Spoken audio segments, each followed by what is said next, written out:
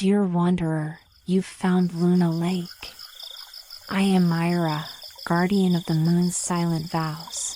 Hang your weariness upon the pine bough by the door. Tonight, our tale will rise from the lake's deepest heart.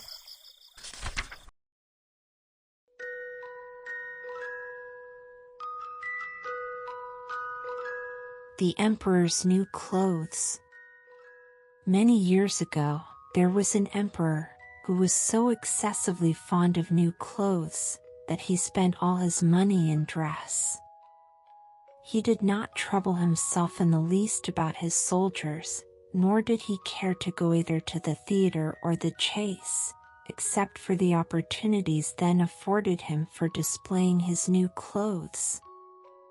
He had a different suit for each hour of the day, and as of any other king or emperor, one is accustomed to say, he is sitting in council, it was always said of him, the emperor is sitting in his wardrobe. Time passed merrily in the large town which was his capital. Strangers arrived every day at the court. One day, two rogues, calling themselves weavers, made their appearance.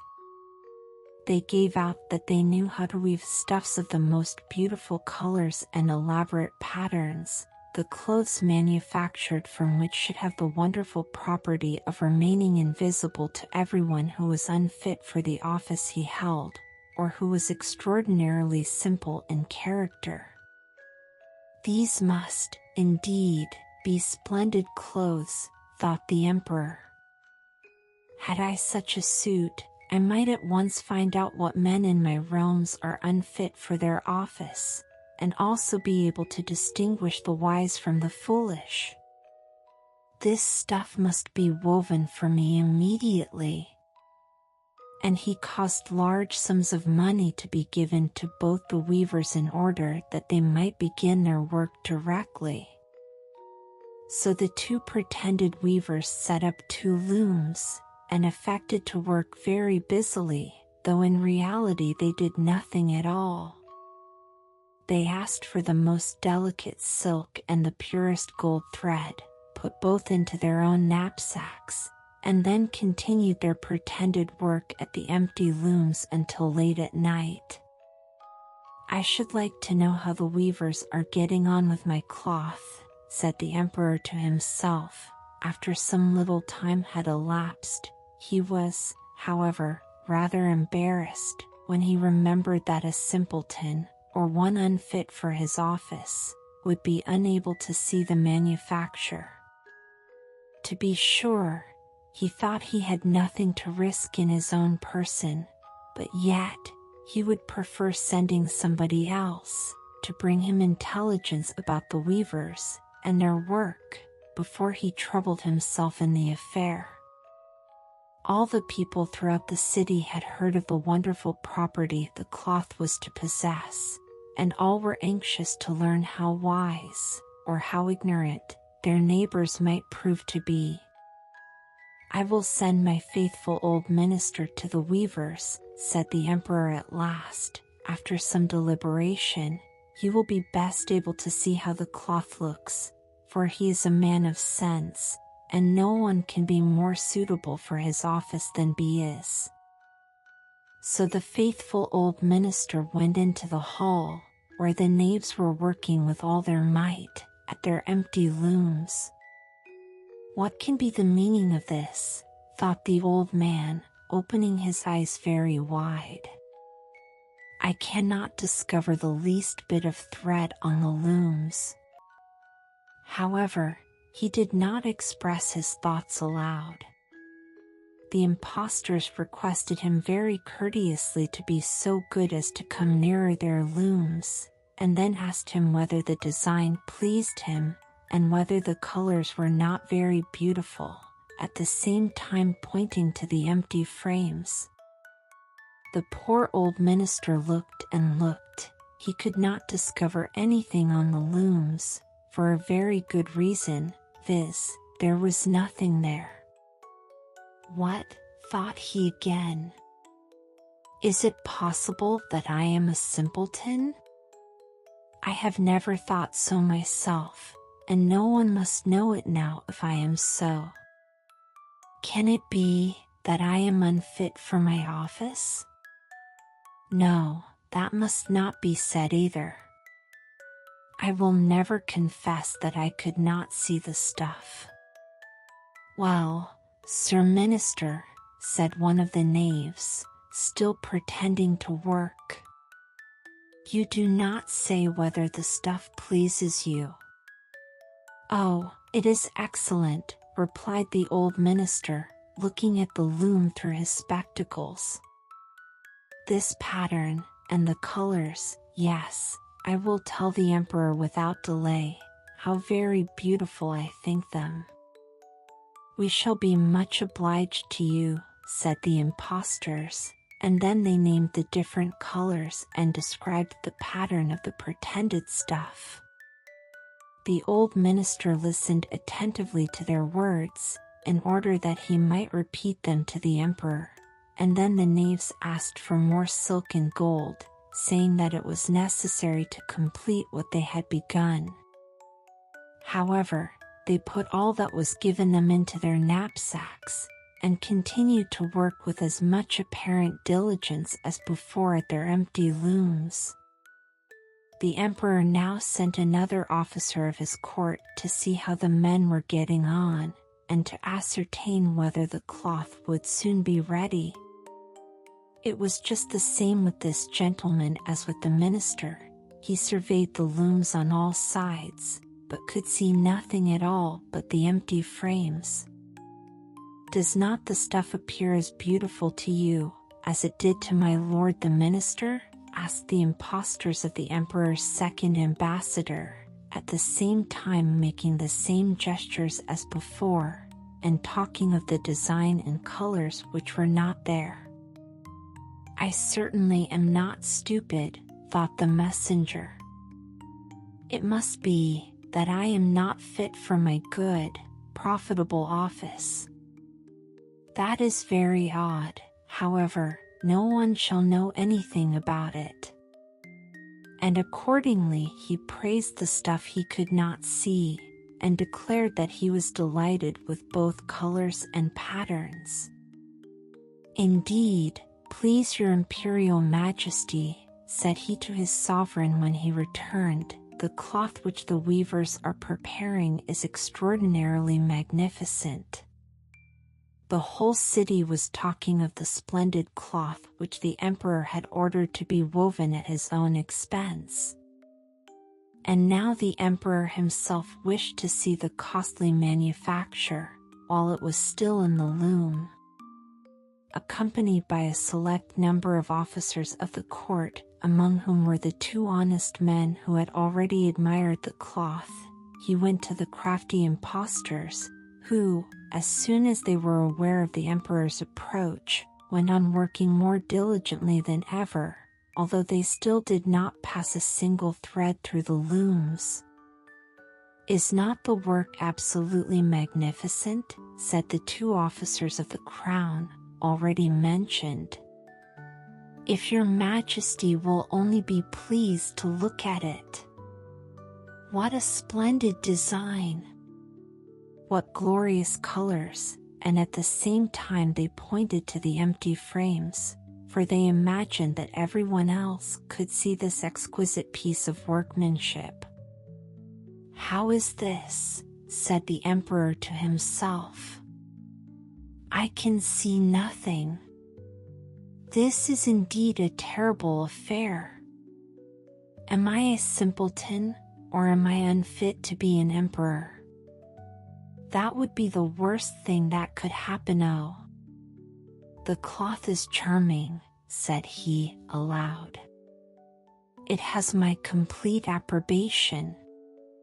And he smiled most graciously, and looked closely at the empty looms, for on no account would he say that he could not see what two of the officers of his court had praised so much. All his retinue now strained their eyes, hoping to discover something on the looms, but they could see no more than the others. Nevertheless, they all exclaimed, "Oh, how beautiful! and advised His Majesty to have some new clothes made from this splendid material for the approaching procession. Magnificent! Charming! Excellent! Resounded on all sides, and everyone was uncommonly gay.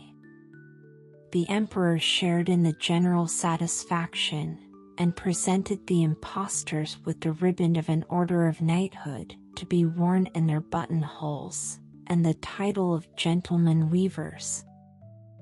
The rogues sat up the whole of the night before the day on which the procession was to take place, and had 16 lights burning, so that everyone might see how anxious they were to finish the emperor's new suit. They pretended to roll the cloth off the looms, cut the air with their scissors, and sewed with needles without any thread in them. "See," cried they, at last. "The emperor's new clothes are ready."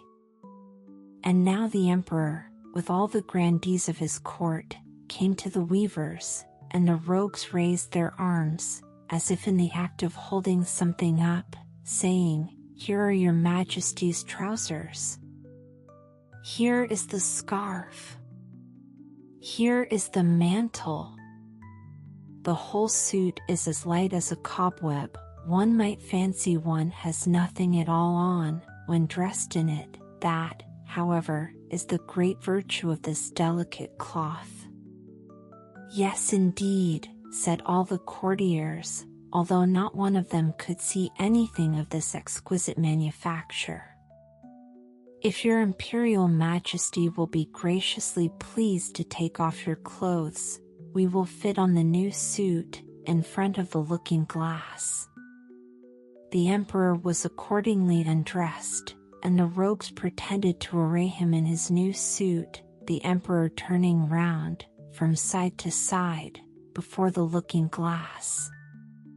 "How splendid His Majesty looks in his new clothes, and how well they fit!" everyone cried out. "What a design! What colors! These are indeed royal robes. The canopy which is to be borne over your Majesty in the procession is waiting," announced the chief master of the ceremonies. "I am quite ready," answered the emperor. "Do my new clothes fit well?" asked he, turning himself round again before the looking-glass, in order that he might appear to be examining his handsome suit. The lords of the bedchamber, who were to carry His Majesty's train, felt about on the ground, as if they were lifting up the ends of the mantle, and pretended to be carrying something, for they would by no means betray anything like simplicity or unfitness for their office. So now the emperor walked under his high canopy in the midst of the procession, through the streets of his capital, and all the people standing by, and those at the windows, cried out, "Oh, how beautiful are our emperor's new clothes!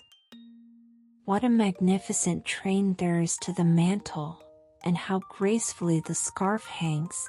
In short, no one would allow that he could not see these much admired clothes, because, in doing so, he would have declared himself either a simpleton or unfit for his office. Certainly, none of the emperor's various suits had ever made so great an impression as these invisible ones. "But the emperor has nothing at all on," said a little child. "Listen to the voice of innocence," exclaimed his father, and what the child had said was whispered from one to another. "But he has nothing at all on," at last cried out all the people. The emperor was vexed, for he knew that the people were right, but he thought the procession must go on now. And the lords of the bedchamber took greater pains than ever to appear holding up a train, although, in reality, there was no train to hold. The Fir Tree. Out in the woods stood a nice little fir tree. The place he had was a very good one. The sun shone on him, as to fresh air, there was enough of that, and round him grew many large-sized comrades, pines as well as firs. But the little fir wanted so very much to be a grown-up tree. He did not think of the warm sun and of the fresh air. He did not care for the little cottage children that ran about and prattled when they were in the woods looking for wild strawberries. The children often came with a whole pitcher full of berries, or a long row of them threaded on a straw, and sat down near the young tree and said, "Oh, how pretty he is! What a nice little fir!" But this was what the tree could not bear to hear. At the end of a year he had shot up a good deal, and after another year he was another long bit taller, for with fir trees one can always tell by the shoots how many years old they are. "Oh, were I but such a high tree as the others are," sighed he. "Then I should be able to spread out my branches, and with the tops to look into the wide world. Then would the birds build nests among my branches, and when there was a breeze, I could bend with as much stateliness as the others." Neither the sunbeams, nor the birds, nor the red clouds which morning and evening sailed above him, gave the little tree any pleasure. In winter, when the snow lay glittering on the ground, a hare would often come leaping along, and jump right over the little tree. Oh, that made him so angry. But 2 winters were past, and in the third the tree was so large that the hare was obliged to go round it. To grow and grow, to get older and be tall, thought the tree that, after all, is the most delightful thing in the world. In autumn the woodcutters always came and felled some of the largest trees. This happened every year, and the young fir tree, that had now grown to a very comely size, trembled at the sight, for the magnificent great trees fell to the earth with noise and cracking, the branches were lopped off, and the trees looked long and bare, they were hardly to be recognized, and then they were laid in carts, and the horses dragged them out of the wood. Where did they go to? What became of them? In spring, when the swallows and the storks came, the tree asked them, "Don't you know where they have been taken? Have you not met them anywhere?" The swallows did not know anything about it, but the stork looked musing, nodded his head, and said, "Yes, I think I know. I met many ships as I was flying hither from Egypt. On the ships were magnificent masts, and I venture to assert that it was they that smelt so of fir. I may congratulate you, for they lifted themselves on high most majestically. Oh, were I but old enough to fly across the sea! But how does the sea look in reality? What is it like?" "That would take a long time to explain," said the stork, and with these words off he went. "Rejoice in thy growth," said the sunbeams. "Rejoice in thy vigorous growth, and in the fresh life that moveth within thee." And the wind kissed the tree, and the dew wept tears over him, but the fir understood it not. When Christmas came, quite young trees were cut down, trees which often were not even as large or of the same age as this fir tree, who could never rest, but always wanted to be off. These young trees, and they were always the finest looking, retained their branches, they were laid on carts, and the horses drew them out of the wood. "Where are they going to?" asked the fir. "They are not taller than I. There was one indeed that was considerably shorter. And why do they retain all their branches?" "Whither are they taken?" We know," chirped the sparrows. We have peeped in at the windows in the town below. We know whither they are taken. The greatest splendor and the greatest magnificence one can imagine await them. We peeped through the windows, and saw them planted in the middle of the warm room and ornamented with the most splendid things, with gilded apples, with gingerbread, with toys, and many hundred lights. And then, asked the fir tree, trembling in every bough. And then? What happens then?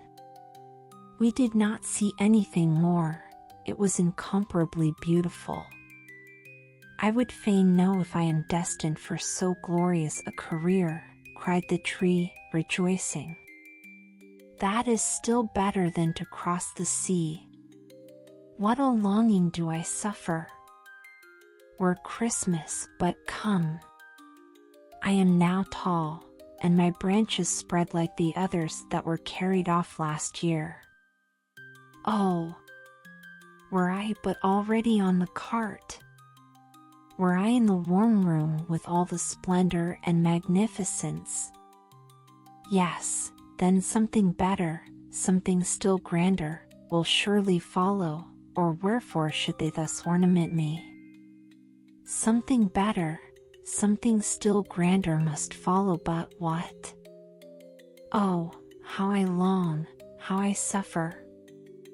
I do not know myself what is the matter with me. Rejoice in our presence, said the air and the sunlight. Rejoice in thy own fresh youth.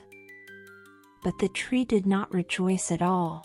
He grew and grew, and was green both winter and summer.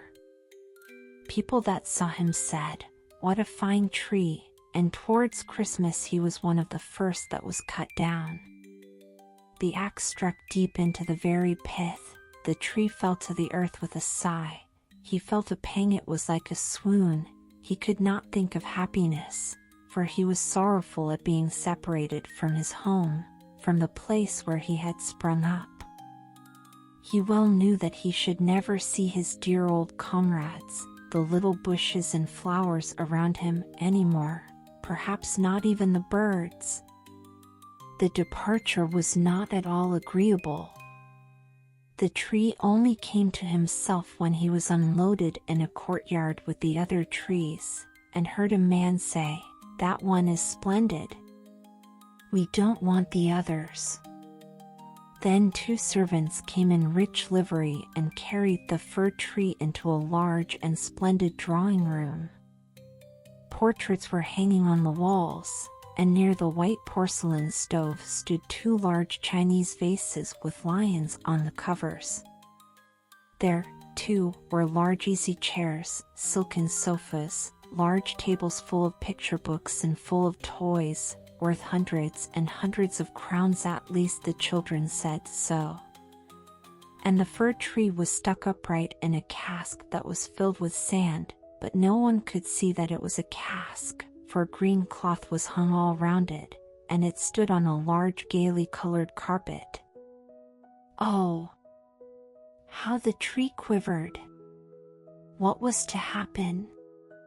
The servants, as well as the young ladies, decorated it.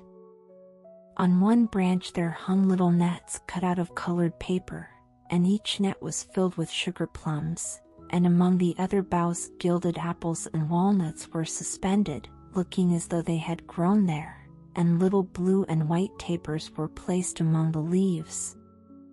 Dolls that looked for all the world like men. The tree had never beheld such before, were seen among the foliage, and at the very top a large star of gold tinsel was fixed. It was really splendid beyond description, splendid. This evening, they all said. How it will shine this evening! Oh, thought the tree. If the evening were but come! If the tapers were but lighted! And then I wonder what will happen. Perhaps the other trees from the forest will come to look at me. Perhaps the sparrows will beat against the window panes. I wonder if I shall take root here, and winter and summer stand covered with ornaments." He knew very much about the matter, but he was so impatient that for sheer longing he got a pain in his back, and this with trees is the same thing as a headache with us. The candles were now lighted. What brightness! What splendor! The tree trembled so in every bough that one of the tapers set fire to the foliage. It blazed up famously. "Help! Help!" cried the young ladies, and they quickly put out the fire. Now the tree did not even dare tremble. What a state he was in! He was so uneasy lest he should lose something of his splendor, that he was quite bewildered amidst the glare and brightness, when suddenly both folding doors opened and a troop of children rushed in as if they would upset the tree. The older persons followed quietly, the little ones stood quite still. But it was only for a moment, then they shouted that the whole place re-echoed with their rejoicing. They danced round the tree, and one present after the other was pulled off. "What are they about?" thought the tree. "What is to happen now?" And the lights burned down to the very branches, and as they burned down they were put out one after the other, and then the children had permission to plunder the tree. So they fell upon it with such violence that all its branches cracked. If it had not been fixed firmly in the ground, it would certainly have tumbled down. The children danced about with their beautiful playthings. No one looked at the tree except the old nurse, who peeped between the branches, but it was only to see if there was a fig or an apple left that had been forgotten. "A story! A story!" cried the children, drawing the little fat man towards the tree. He seated himself under it and said, "Now we are in the shade, and the tree can listen too. But I shall tell only one story. Now which will you have, that about Ivy or about Humpy Dumpy, who tumbled downstairs, and yet after all came to the throne and married the princess?" "Ivy," cried some. "Humpy Dumpy," cried the others. There was such a bawling and screaming the fir tree alone was silent, and he thought to himself, "Am I not to bawl with the rest? Am I to do nothing whatever?" For he was one of the company, and had done what he had to do. And the man told about Humpy Dumpy that tumbled down, who notwithstanding came to the throne, and at last married the princess. And the children clapped their hands, and cried, "Oh, go on! Do go on!" They wanted to hear about Ivy too, but the little man only told them about Humpy Dumpy. The fir tree stood quite still and absorbed in thought. The birds in the wood had never related the like of this. Humpy Dumpy fell downstairs, and yet he married the princess. Yes, yes. That's the way of the world, thought the fir tree, and believed it all, because the man who told the story was so good-looking. Well, well. Who knows, perhaps I may fall downstairs, too, and get a princess's wife. And he looked forward with joy to the morrow, when he hoped to be decked out again with lights, playthings, fruits, and tinsel. I won't tremble tomorrow, thought the fir tree. I will enjoy to the full all my splendor. Tomorrow I shall hear again the story of Humpy Dumpy, and perhaps that of Ivy too. And the whole night the tree stood still and in deep thought. In the morning the servant and the housemaid came in. Now then the splendor will begin again, thought the fir.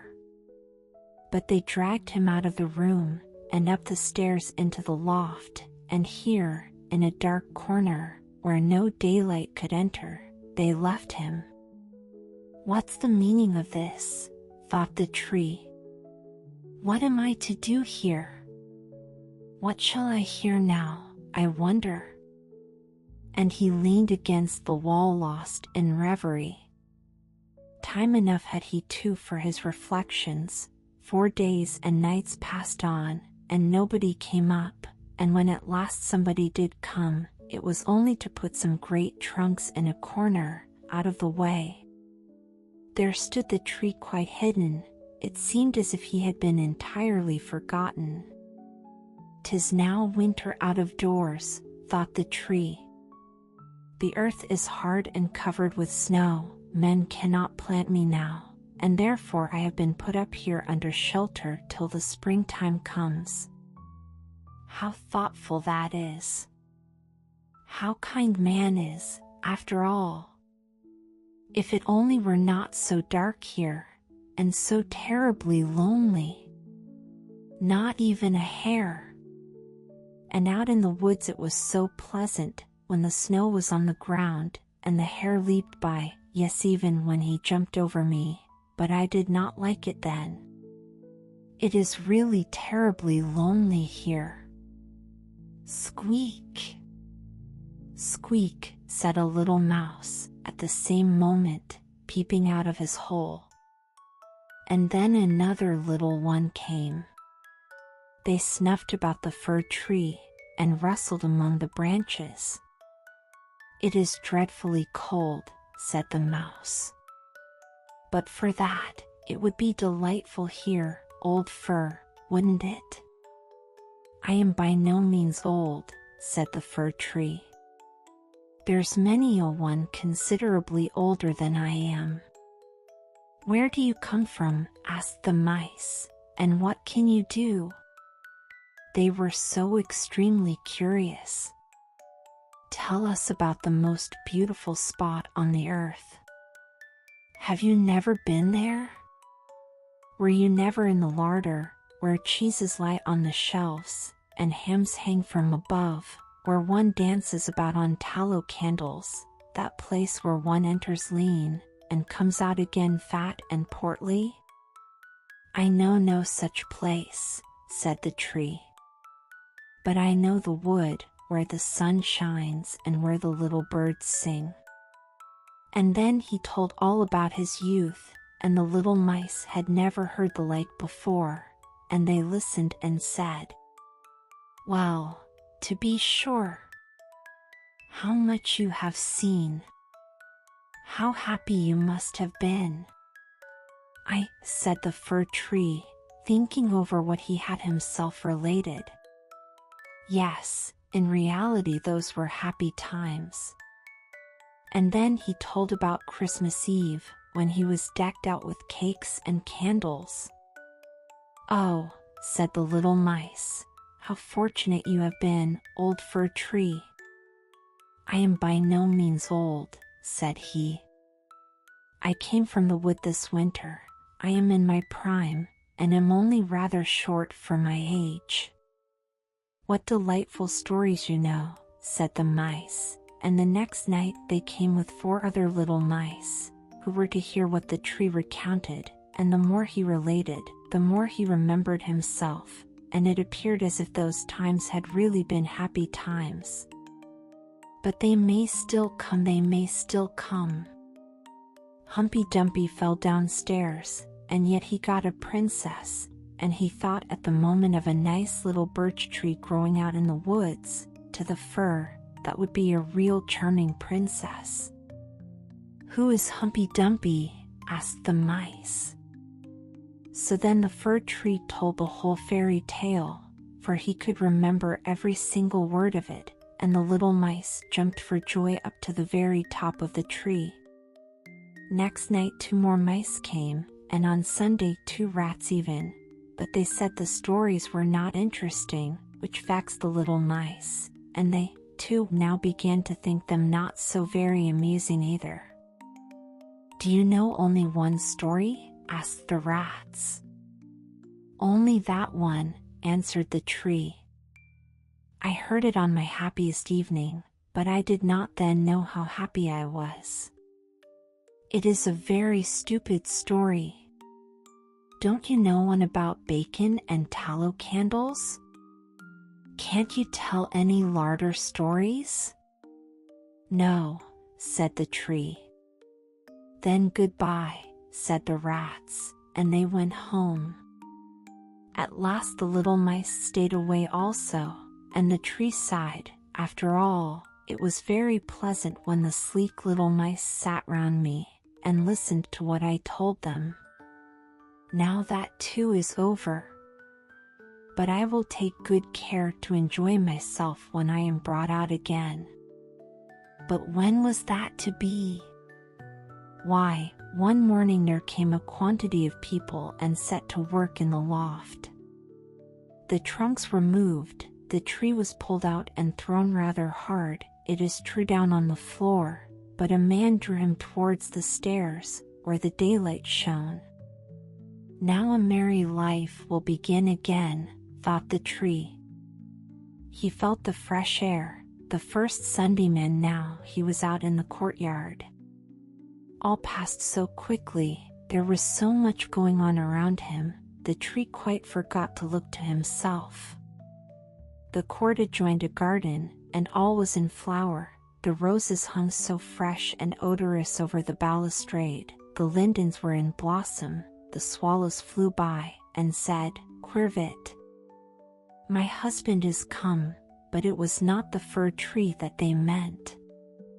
"Now, then, I shall really enjoy life," said he exultingly, and spread out his branches, but, alas, they were all withered and yellow.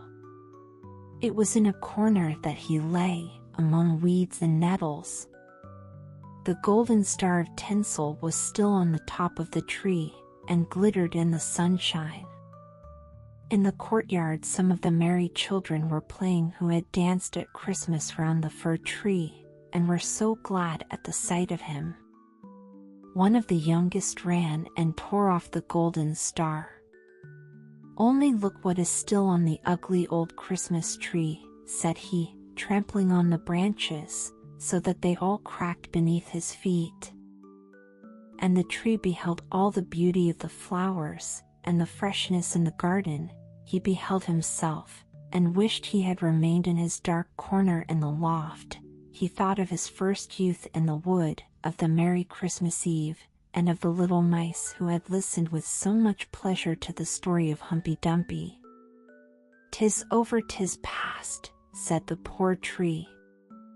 "Had I but rejoiced when I had reason to do so! But now 'tis past, 'tis past." And the gardener's boy chopped the tree into small pieces. There was a whole heap lying there. The wood flamed up splendidly under the large brewing copper, and it sighed so deeply. Each sigh was like a shot. The boys played about in the court, and the youngest wore the gold star on his breast which the tree had had on the happiest evening of his life. However, that was over now, the tree gone, the story at an end. All was over, every tale must end at last. The Real Princess. There was once a prince who wished to marry a princess, but then she must be a real princess. He traveled all over the world in hopes of finding such a lady, but there was always something wrong. Princesses he found in plenty, but whether they were real princesses it was impossible for him to decide, for now one thing, now another, seemed to him not quite right about the ladies. At last he returned to his palace quite cast down, because he wished so much to have a real princess for his wife. One evening a fearful tempest arose, it thundered and lightened, and the rain poured down from the sky in torrents. Besides, it was as dark as pitch. All at once there was heard a violent knocking at the door, and the old king, the prince's father, went out himself to open it. It was a princess who was standing outside the door. What with the rain and the wind, she was in a sad condition, the water trickled down from her hair, and her clothes clung to her body. She said she was a real princess. Ah, we shall soon see that, thought the old Queen Mother. However, she said not a word of what she was going to do, but went quietly into the bedroom, took all the bedclothes off the bed, and put 3 little peas on the bedstead. She then laid 20 mattresses one upon another over the 3 peas, and put 20 feather beds over the mattresses. Upon this bed the princess was to pass the night. The next morning she was asked how she had slept. "Oh, very badly indeed," she replied. "I have scarcely closed my eyes the whole night through. I do not know what was in my bed, but I had something hard under me, and am all over black and blue. It has hurt me so much." Now it was plain that the lady must be a real princess, since she had been able to feel the 3 little peas through the 20 mattresses and 20 feather beds. None but a real princess could have had such a delicate sense of feeling. The prince accordingly made her his wife, being now convinced that he had found a real princess.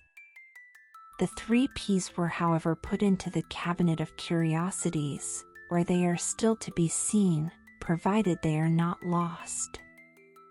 Wasn't this a lady of real delicacy? The Swineherd. There was once a poor prince who had a kingdom. His kingdom was very small, but still quite large enough to marry upon, and he wished to marry. It was certainly rather cool of him to say to the emperor's daughter, "Will you have me?"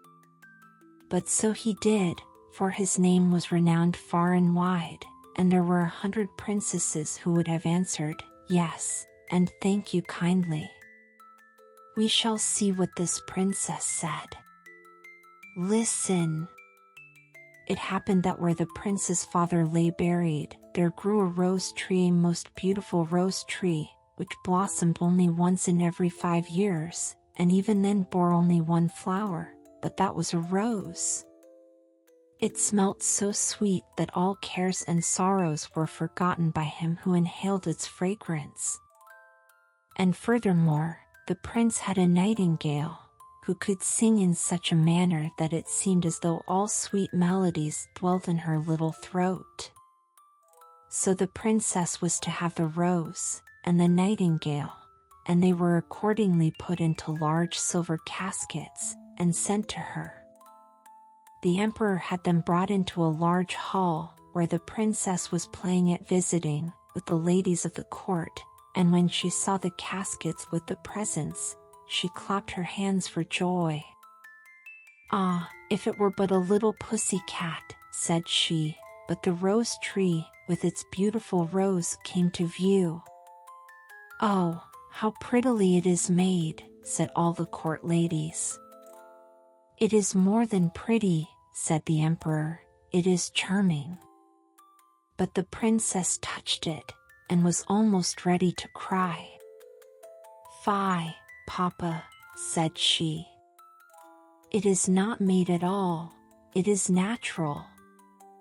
Let us see what is in the other casket, before we get into a bad humor," said the emperor.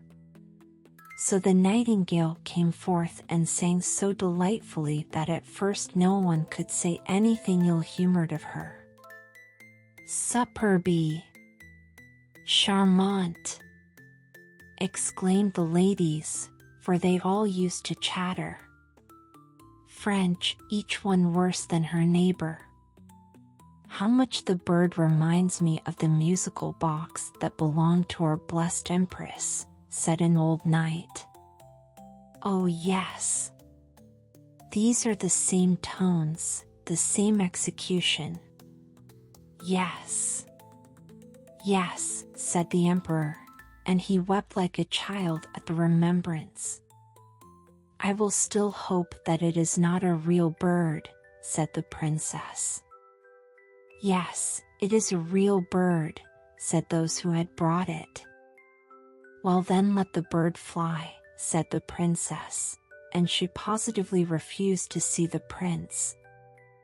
However, he was not to be discouraged. He daubed his face over brown and black, pulled his cap over his ears, and knocked at the door.